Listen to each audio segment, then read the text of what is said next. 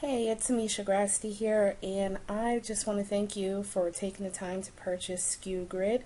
It definitely will change your dropshipping life. No more will you have to be tracking and repricing your items manually. So, with that being said, let's get started. I'm going to walk you through step by step through the tabs and show you how to get your account configured properly.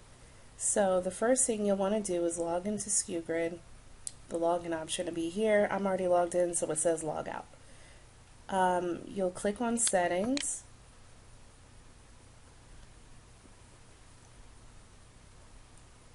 Okay, when you click on settings, there are several sub tabs here that go across. So we're going to work our way from the left to the right and fill out all of the settings. The first setting, it says we're on the general settings tab. The first setting is to run the checker every how many hours. With Sku Grid, you can have this checking and repricing your items up to every hour. I find that either between 6 and 12 hours is usually sufficient for me.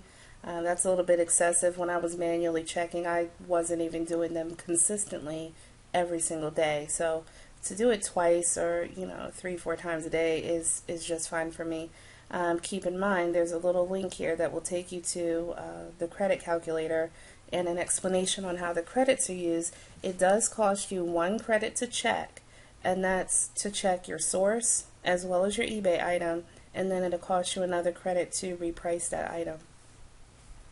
So you set that for how often you want it to check and reprice.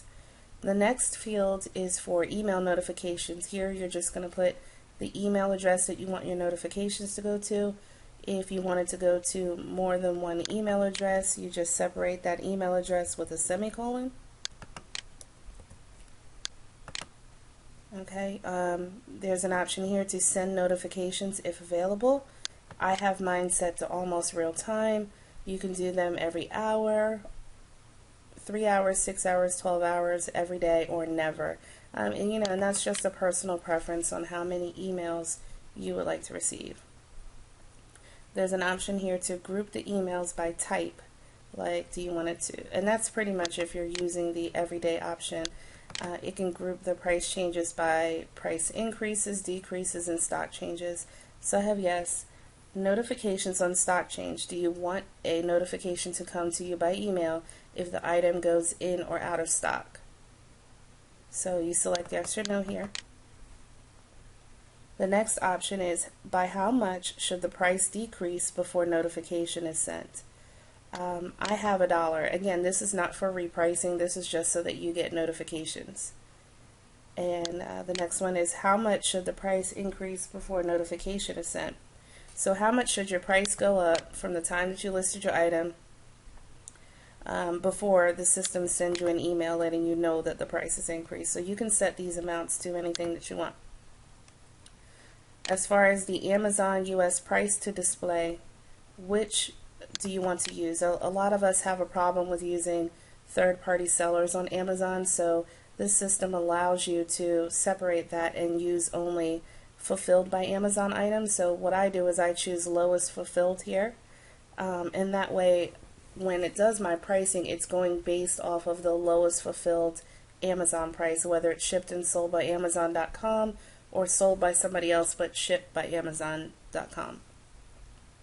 If you choose buy box, it's going to just go based off of whoever is in the buy box. It could be Amazon, could be fulfilled by Amazon, or it could be a third party altogether. And if you do lowest new, same thing. It's going to be whoever has the lowest new price. But again, this is all due to personal preference. Me personally, I like to go with fulfillment by Amazon, so I choose lowest fulfilled. If you select lowest above, add % to non-FBA prices. So if you happen to choose lowest new here, that would include third-party sellers. So you have the ability to add an additional percentage to add onto your pricing for these third-party sellers. That will help you because a lot of times they're priced over what the fulfilled by Amazon price is, so that'll help you cover those costs. The same applies for the Amazon UK section here, Amazon UK price to display. If lowest above, add percentage for non-FBA UK prices. So you fill these items in here. They also have an option here for which Sears or Kmart price to display. Do you want it just the buy box, so whoever's in the buy box, or the lowest price, meaning if it's in the buy box or not, whoever has the lowest price, it will display that for you. So I just chose buy box here. And then you have some, really simple features here. Do you want to show the title in your Sku Grid table? Do you want to show the image of the item? Just helps you easily identify the item. So I have those as yes. And how many items per page do you want to be shown? I have 100, but you can go up to 1,000 if you like. And then you just hit save settings.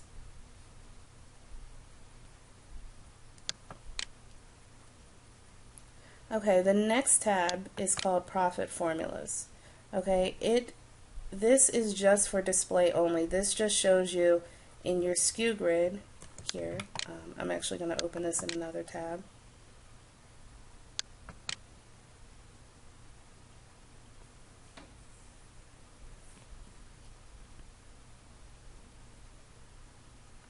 In Sku Grid, there's a column here that says estimated profit.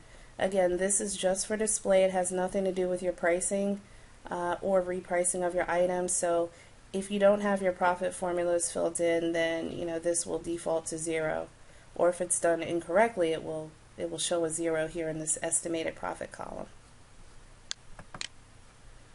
So it tells you that the main profit formula is this. Basically, the compare price is wherever you're selling your item at.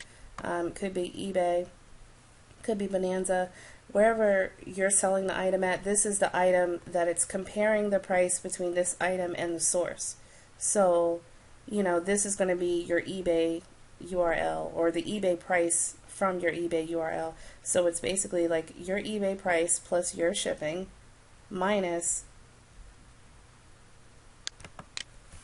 your eBay price plus shipping, and then it's about 12% for fees, and then minus the actual price of the vendor plus their shipping. So that is the main profit formula, and you can edit these if you'd like. I left mine alone. Actually, I dropped mine down to 12% here because I have an eBay store, so my fees are like 1% less than everyone else. Everyone else probably will, if you don't have a store, you'll probably have a 0.13 here. And like I said, I have a store, so my fees are 9% for eBay instead of 10. And then the other 3% is for your PayPal. So basically, this is your main profit formula to display, and here are additional formulas that are triggered based on store. So if you have a store, for example, that has cashback rewards like Wayfair or Overstock, you can add additional formulas that are triggered by that store being a source, and so it will add whatever formulas you select here to your profit. So you'll know your profit is a little bit higher with these particular stores. So what I did was I have Overstock as a supplier, and I have vendor price times 0.05, which is 5% cashback rewards because I'm a Club O member. The same formula is done down here for Wayfair, and I have 0.03 here because Wayfair offers 3% rewards for shopping with them. And to add additional formulas per store, all you have to do is select the store from this drop down. If I wanted to say, I guess Amazon, I could do that, and then a box will appear with that store as the supplier, and you just add your formula there. Also, a little side note, it's automatically assuming a plus sign after the main profit formula, so you don't need to enter another plus right here to add anything to your formula. If you do that, then it's going to disregard this formula and your profit will be 0. It will show 0 on the grid. So, just to make sure that everything is clear, don't enter a plus sign right here to start. Just go ahead and put your additional formula. And then basically you just save. And they have also additional formulas that fire up based on supplier. So actually I think my formula should be down here. Okay, I'll need to fix that. So I'll go ahead and fix that now. So this is, I have mine in the wrong spot. This is based on compare to store, and you'll want to put yours down here for the supplier. So I'll go ahead and do that. This is a good teaching moment. So I'll go ahead and choose overstock, and I will copy this and paste it down here. And I'm going to delete this out so that I get rid of it. And then I hit save settings. And you'll have to save after each entry down here, otherwise it won't allow you to add another store.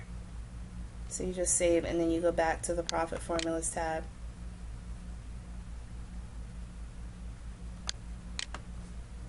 And I'm going to add another one for Wayfair.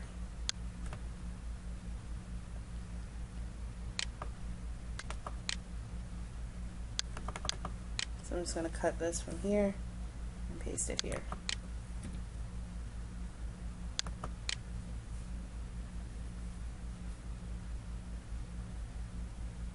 So again, the compare to store, that is your eBay store or wherever you're selling at. That is your, when you see compare to, that's eBay. When you see supplier or vendor, that's referring to the source where you're acquiring the item. The next tab is General Repricer. On the General Repricer tab in the settings, Sku Grid, what they've done is something really nice here called Safe Repricing. And what's really special about this is I've noticed that stores like Amazon, for example, go in and out of stock of their products multiple times in a day. Okay, and this is when I was tracking items manually, so you can imagine I was ending my item and then reactivating my item, ending it again multiple times a day. And what this does is there are safe and super safe repricing modes. In safe repricing, if an item goes back in stock, it has to be in stock for at least 24 hours before it's able to be sold again. So what that means is it's looking for not just, minute by minute comparisons, but it's looking for trends over a period of 24 hours just to be safe. You don't want to reactivate a listing if the item is truly out of stock. So basically it has to be back in stock for 24 hours before it's allowed to be sold again. And then also as far as price drops, you don't want to be dropping your price too much if the item is just going to spike up again. So if your price is less than the current selling price, then it should not be less than 60% of the average price for the last 3 days.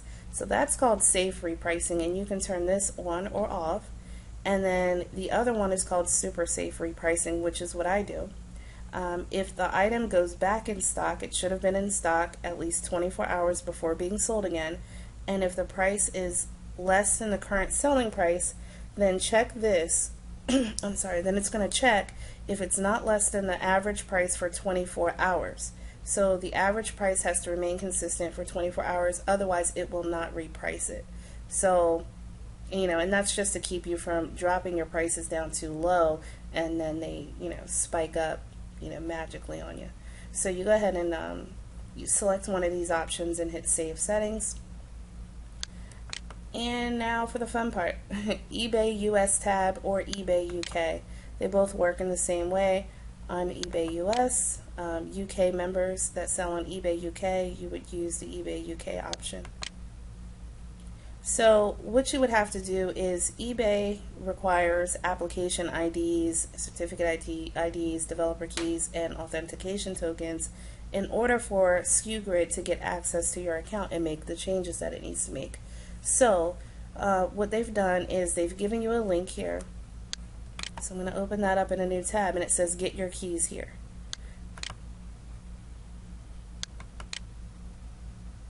Which takes you to go.developer.ebay.com.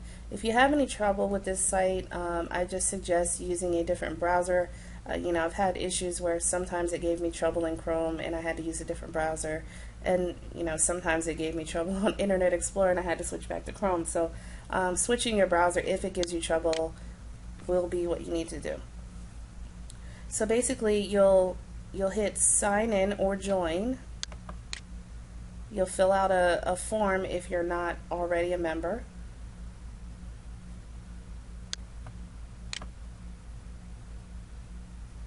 I'm a member, so I can just sign in, but you'll fill in all that information there.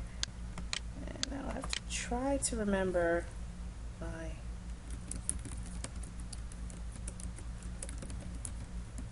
username and password. Okay, took me right here.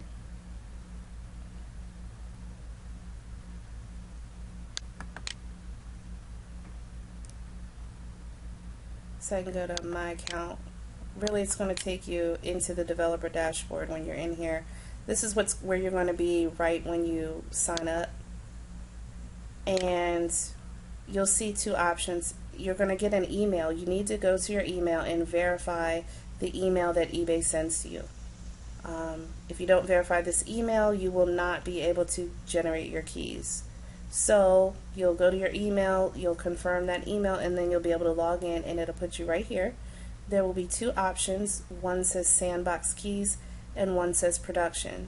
You don't want sandbox keys because that's just for testing purposes. You want production, which is live.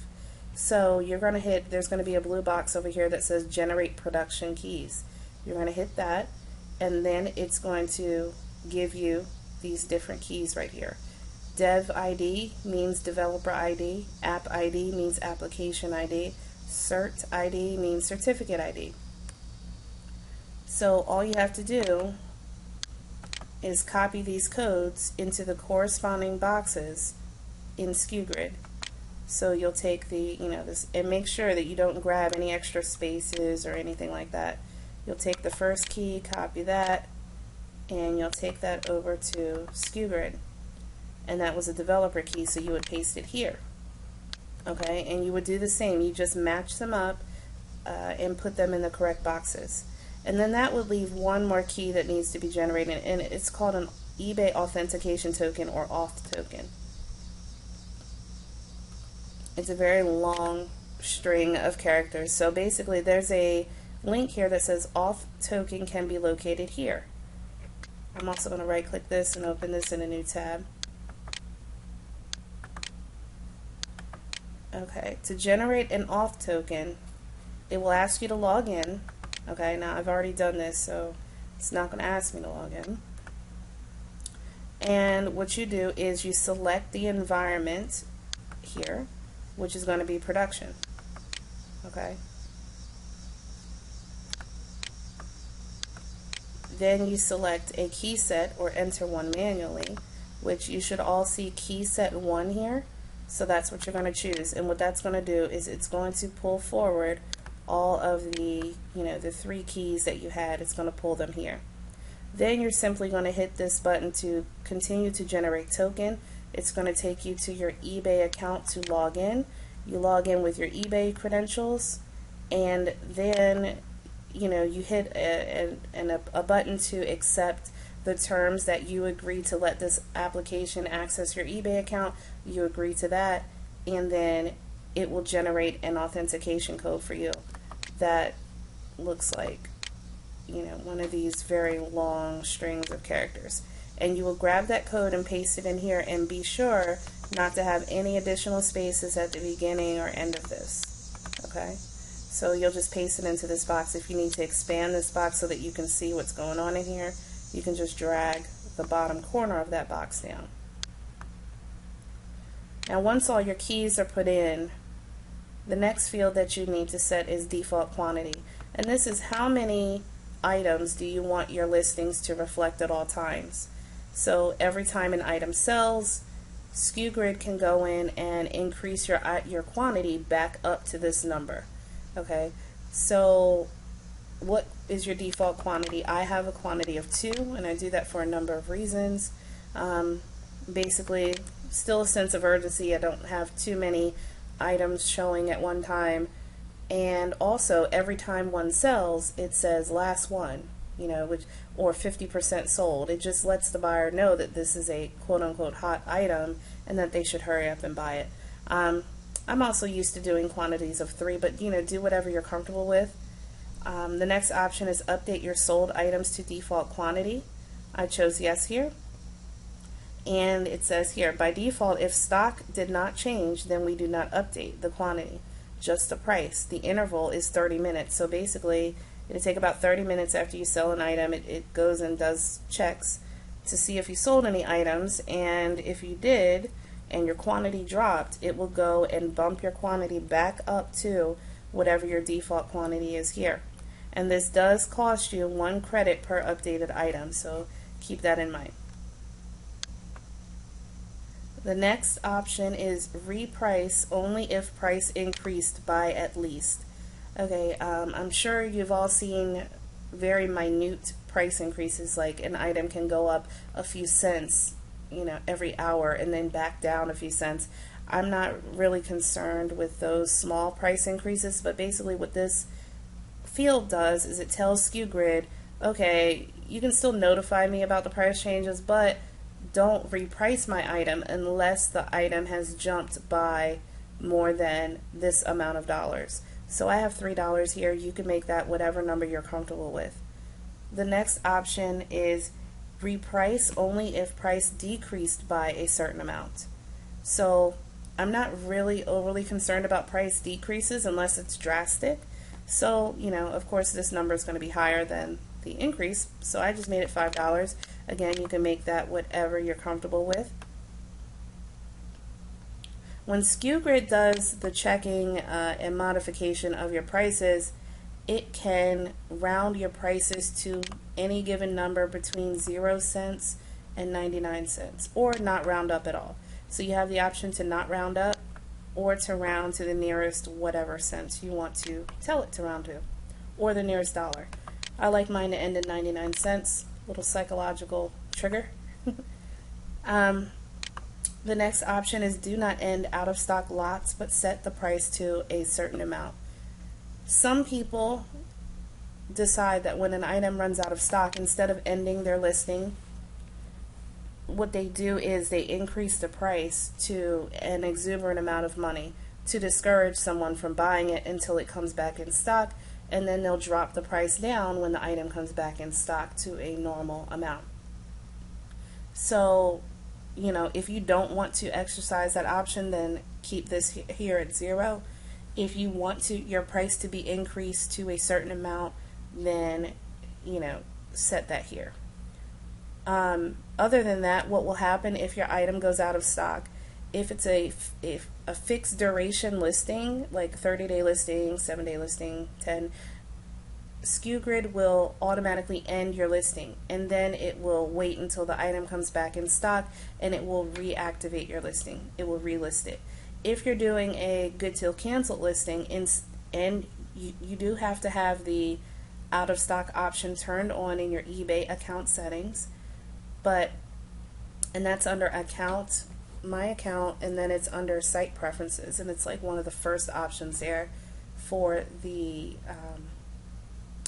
out of stock option. So, and I think you do have to have an eBay store in order to use that. Could be wrong.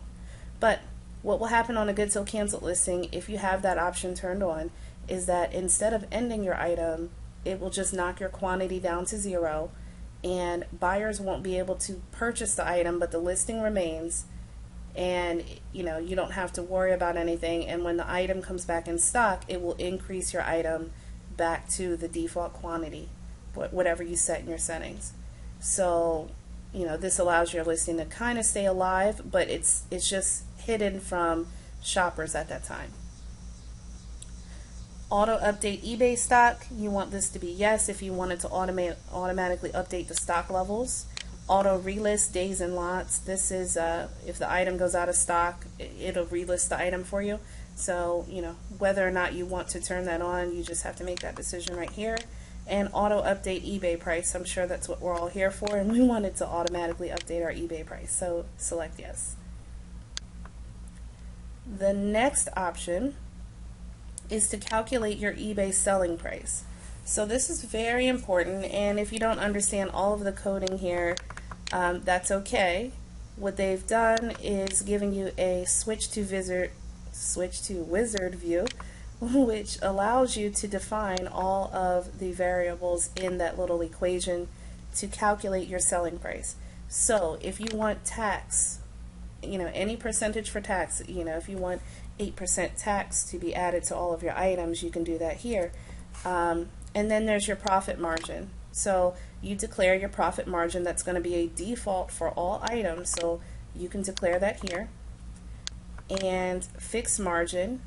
So this is in addition to the percent profit margin that you want. Is there an additional dollar amount that you'd want to get for each item? Some people want handling fees or whatever have you. And then the minimum profit margin that you're willing to accept. So this comes in handy for those cheaper items that, if let's just say your profit margin is 12.5%. Well, if the item is $10, then your profit is going to be $1.25, and no one really wants to collect $1.25 for all their hard work. So instead of giving you the 12.5% profit margin, what Sku Grid will do is set your price so that even if the item is cheap, like $10 for example, you would still make a minimum of $3 on that sale. So whatever minimum you want for your items, you enter that amount here. Here you enter your PayPal fees. Most people have 2.9 unless you're doing really, really high volume. And the additional transaction fee that PayPal assesses per transaction is 30 cents. eBay fees, if you don't have a store, your eBay fees, this is your final value fees, that's 10%. If you have an eBay store, that's going to be 9%. And let's see, include supplier shipping and calculations. You set this to yes if you want in your pricing, you want your pricing to take into consideration how much it costs to ship the item from the supplier if it's known. If you don't want that included in your price, then select no. Okay, and once you're done making those settings, you can hit estimate final price. You can put in a starting price for your item basically at the source and hit OK, and it's going to tell you what it would price this item at based on your settings to give you the profit that you'd want. And you just look to see if that would be around in the ballpark that you were looking for. If not, then you can make adjustments here to your pricing. And again, down here, there are additional formulas that fire up depending on the supplier. So what I've done is, since Wayfair and Overstock have rewards, I'm taking that into consideration in my pricing. I know that I'm going to get that money back and I'm going to be able to apply it to future orders. So what I've done is I'm taking their 5% and their 3% off of my selling price. This allows my pricing to be a little bit more competitive versus the other people that are not taking that into consideration. So, for Overstock, and the process went the same as it did before when you were adding additional suppliers for the profit formula.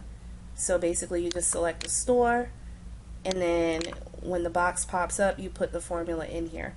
So if you want to subtract anything out, since it's already assuming that you're adding a formula, so you have to assume a plus is here.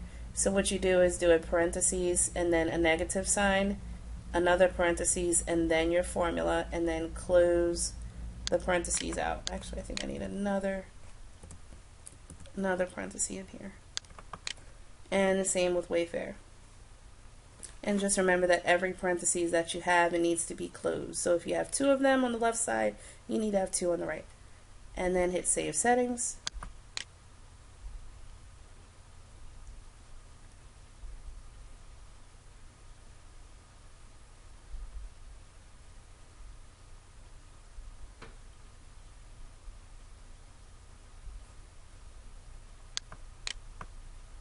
Okay.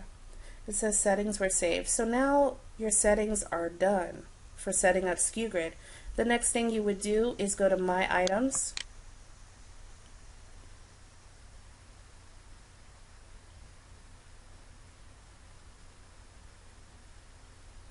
your screen would probably be blank. It's going to show you the amount of credits that you have left until your subscription renews.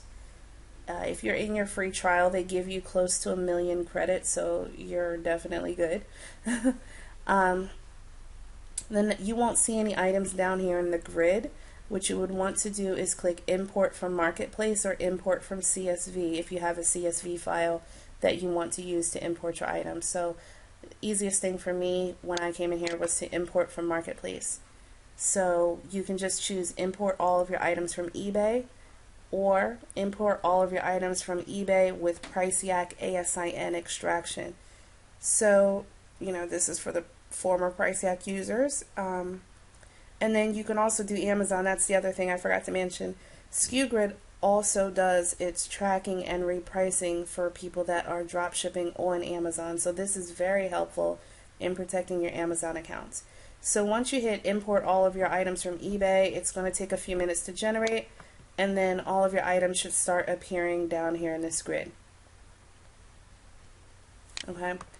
Once they appear, you know, you're not really going to see it on my items per se because they're already live and active. But once they appear, it's going to have in red under each item, it's going to say paused. And what you'll want, and that's because it does not, at this time, it doesn't know who the supplier is. So what you'll want to do is go into each item. Uh-oh.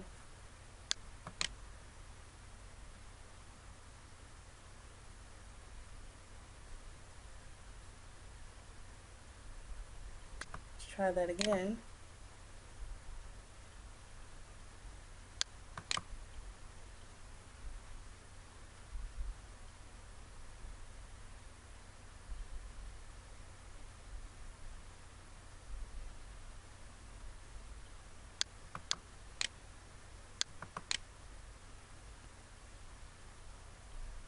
Okay, so you'll want to go in and edit each item. Okay, when you initially import, it's going to say eBay import. It's going to have your item ID here. What you'll want to do is, it's going to, by default, it's going to put the eBay link to your item here. So what you'll want to do is replace that with the link from your supplier. So, you know, it depends on how you were tracking them before. Some people kept spreadsheets, some people had wish lists. You'll just want to copy those item URLs from your supplier and paste that here. If your item has a variation, like if it's a large, or if it's, you know, whatever at the source, large, small, blue, yellow, you'll want to enter the variation here. So, and you'll enter it by name exactly how they have it on the supplier site. And I'll show you one of those later. The option to update on submit is automatically checked.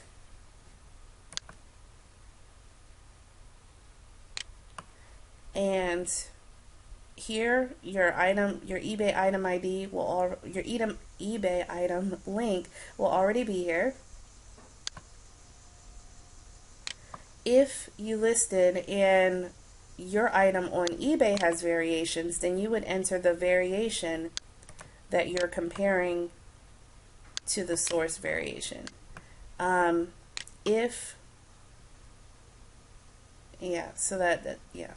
sorry. And then next you'll have estimated profit formula. And what this is you can override your existing profit formula, and you can override it, and so you would hit override, and then you can enter a new formula here, or you could enter a fee. So if I wanted a profit of 35% on this item and I hit OK, it would automatically insert the formula for me right here. So that's how you would override the formulas on one particular item, just so that you keep your price point where you really want it to be at. I know on some of the larger items we might want a larger profit margin on there. So, or you can go back and you can hit use default profit formula, and then whatever you typed here goes away. Down here, you're going to select it. Originally it says do not reprice. What you're going to select here is eBay US or eBay UK. And if you're doing this for Amazon, it would be Amazon US and Amazon UK. So you would just select eBay US or UK depending on your location and what platform you're selling on. And your eBay item ID for your imported items, it should already be here. And you're going to change pause repricing, which at that time it would have been set to yes when you import.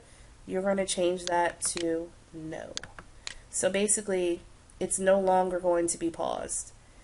And down here is the selling price formula. So by default, it's going to use your default selling price, or you can override that by clicking this button, and you can use the wizard over here to use different options to set a new selling price for this particular item. And then once you did that, so if I said, okay, on this item I want 10% tax and I want a profit margin of 35%, PayPal fees, or a minimum margin, I would say it would be $50, and my PayPal fees would be 2.9. The other fee is 0.3 cents for PayPal, and other fees if there's a percentage that you want to include, and whether or not you want to include shipping. So you could do that. You can also estimate the final price. So if the item is $100 with these variables in here, my item would be selling for $165.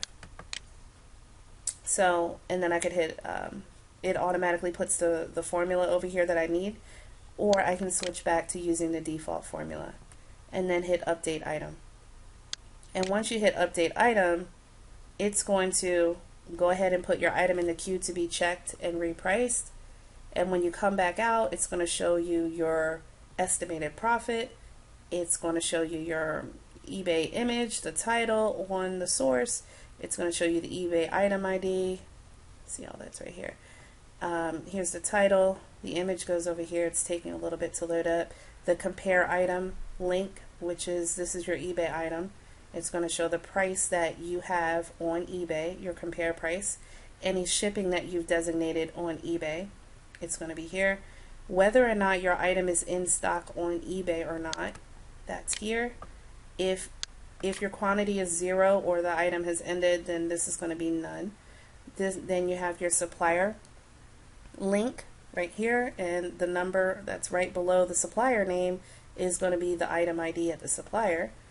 And then the price at the supplier, their shipping, whether or not the item is in stock, and your estimated profit.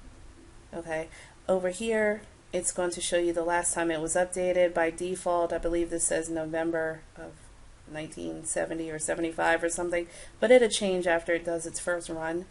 And here it's going to show you the last time it checked it.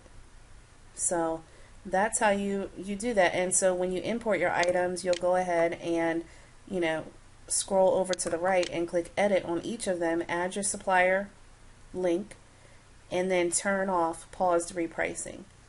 And you'll change any profit formulas if you want them based on any specific item, if you want to override the default profit formula.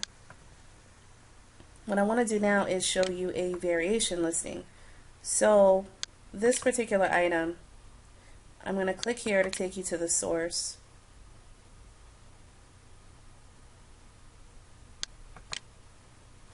Internet is acting crazy. Oh, maybe it's not. Okay, I'm just going to copy the item ID.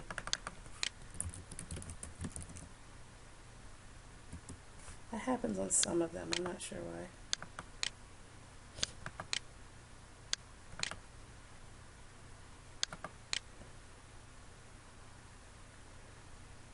Okay, so here's the Amazon website. I'm just going to paste in this Amazon ASIN number. Hit go. Okay, so here's the item. And as you can see, there are variations on Amazon. Although I only listed one, I didn't list any variations, but Amazon has a variation. And so if you want this to track the appropriate price and stock information for one particular variation, then you have to edit that in Sku Grid. So what you'll do is you'll hit edit, and right under here it says size. I actually need to change that one. So if you do it wrong, it's not going to be helpful to you. So you'll just want to copy the variation here and come here and paste it. So that's what I'm tracking, the 3000 GPH version of this item. And then I hit update item.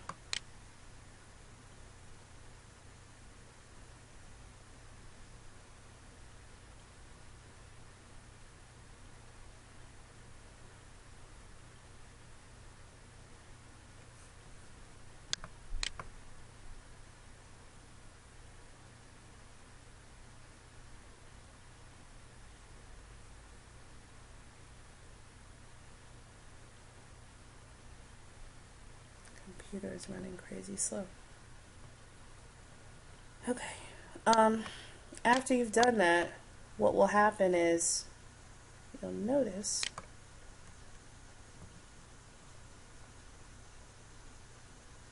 there will be a drop down that says show all, and like if you click that, it will show you all the different variations for the item.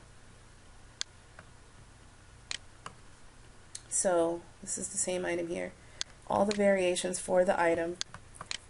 See, I can pick the 2100 GPH, 3000, or 1200. Okay, so I'm going to select the 3000 GPH, and whatever is in here, this is exactly how you should name your variation when you go to edit it. And this here, it's going to show you in black exactly the variation that you set it to track to. And then this just gives you a visual and lets you know exactly how the source names their variations. So, and the reason why my quantity is out of stock right now is because this item, although it's in stock, you'll notice that it's being shipped and sold by a third-party seller. This is not an Amazon fulfillment item, and because of my settings, I set them to only have my items active if Amazon is fulfilling the item for that store. So because of that, my item is out of stock, which I'll show you.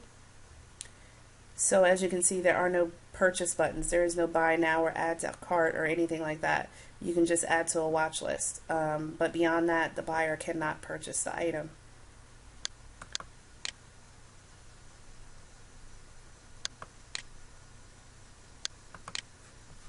Okay.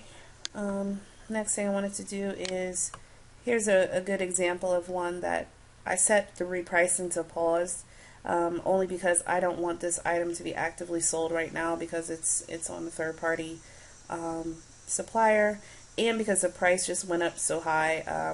I just didn't want the fluctuation, so I actually paused the repricing. So when you import, this is what this looks like. You'll see a red paused here, and in order to get that off and have it actively repricing your item again, you'll hit edit and then go down to the bottom, and it's going to say pause the repricing, yes, and you're going to change it to no, and then update. Another situation, I'm just going to try to find another variation. Okay, so here's a listing where I, in fact, actually listed a variation. So I listed, multiple colors of one particular item. So by doing this, in order to track, I just have it tracking one of the variations. Right now, Sku Grid is not set up to track multiple variations. I'm kind of testing it out whether or not you can do it by making multiple entries for the same item. So I'll have to keep you updated on that. But basically, I just hit edit, and I fill in what the source calls the variation, which was simply the color black. And then on the compare item, because I wanted to compare my price with my eBay item for the same exact color, since I actually did a multiple variation listing. So I entered the variation here. Now, if your item had more than one variation, let's just say it was a black large desk, then you would separate that with the vertical line, and then you could type in the other the other variations here. So it would be black large. So you could type that here. And it works the same above for the supplier. So, yep, that's it really. And if you get stuck and need any help, Sku Grid has published blogs and guides to help get you started setting all of this up. They're right here on this guides tab. And so then you can read through these different articles on how to set up and configure your account. The last little thing that I wanted to show you is when your items sell, you can quickly jump to them and locate them. That way you can get back to your supplier link or item ID. There's a search box here. It's going to show up as soon as my page loads. There's a search box here in which you can type in, if I put in desk. If I type in desk, it's going to pull up all the desks that I have listed because it's going based off of the eBay title. If you can also search by eBay item ID. Every time your item sells, you get an email confirmation. It contains the eBay item ID. Paste the eBay item ID in here and it will pull up just that item. So then from there, you could just pop this open. You can open up the actual link. You can click view purchase history, and then also you could click open the supplier link, and you could open up the item and go straight to ordering. And then since you already have your eBay information pulled up with the purchase history here, you could just fill in the customer's information right here. Once you go to checkout.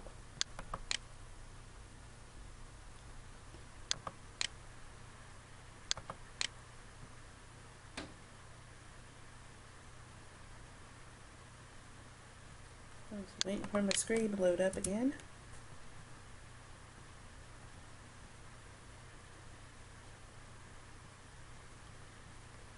Another rather cool feature is it keeps track of the last time it did its run. So it says, any changes since 8/28 at 10:51. So that was earlier this morning. And basically any changes since then, I can filter by those types of changes. So there's a drop down box here. By default it says show everything, but I can click items that went back in stock since this time, and they'll be right here. You can select items that have gone out of stock. These are the items that have gone out of stock. Any price increases, price decreases, shipping increase, shipping decrease, or if you had any errors on any item. So I had errors on these too, so I'll have to look into that and see what's going on with that. Actually, the item is out of stock both at the supplier and on eBay, so I'm kind of good on that. But that's pretty much about it about setting up your Sku Grid account. If you ever need to manage your subscriptions, they're right here. You can request, you can do pay for additional credit packs that you would need to manage the amount of listings and how often you're checking those listings. If you don't know what plan you should get, there's a link there that said information about credits. So you could click that, and it tells you everything that costs a credit, and then there is a little tool here that'll help you estimate your usage, and it will tell you what the best monthly plan is for your usage. So definitely take advantage of that. There's a subscriptions tab. I'm sorry, I was just on the subscriptions tab. Stores will show you all of the stores that are integrated with Sku Grid and that you can source and track from. And you can feel free to request a new store at any time, and I guess the owners of Sku Grid will look into that for you, whether or not they can add your supplier. There's an affiliates tab. Affiliates tab, your URL to market Sku Grid is right here. You get $5 per month for each referred member. If you hit 50 members, you get $7.50 per member. If you're doing 100 members, you get $10 per member. That's $1,000 per month, people. $1,000 a month for something that everybody needs. So get out there and promote. There's a support tab, which takes you to their help desk where you can submit tickets. I found their support to be very responsive. And that's it. Okay? Let me know if you have any questions about the system. This is great for dropshippers everywhere. Thank you.